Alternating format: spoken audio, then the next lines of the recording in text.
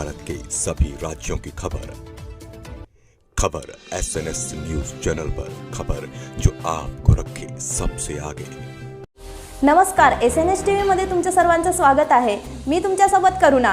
तुम्ही पाहत आहात गजानन गवई यांची रिपोर्ट।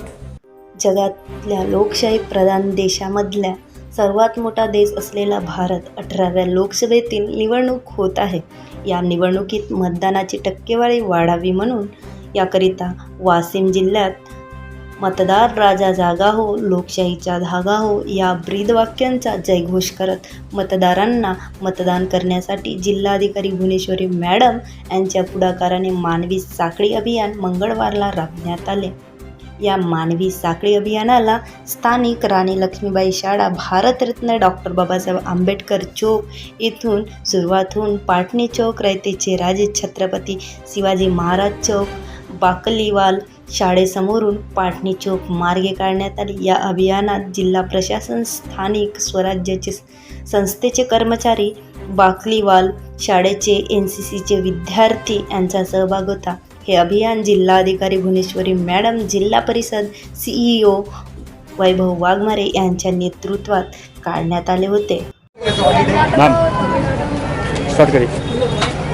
नमस्कार, खबर SNSमध्ये आपलं स्वागत आहे। आज जिल्हा निवडणूक अधिकारी कार्यालय वाशिम यांच्यामार्फत वाशिम जिल्ह्यामध्ये मानवी साखळी निर्माण करण्यात आलेली आहे। ही मानवी साखळी निर्माण करण्याचं कारण की मतदारांमध्ये जागृती निर्माण व्हावी या अनुषंगाने आहे। आज आपल्या जिल्ह्याच्या निवडणूक अधिकारी माननीय भुवनेश्वर मॅडम यांना आपण एकच प्रश्न विचारणार आहोत।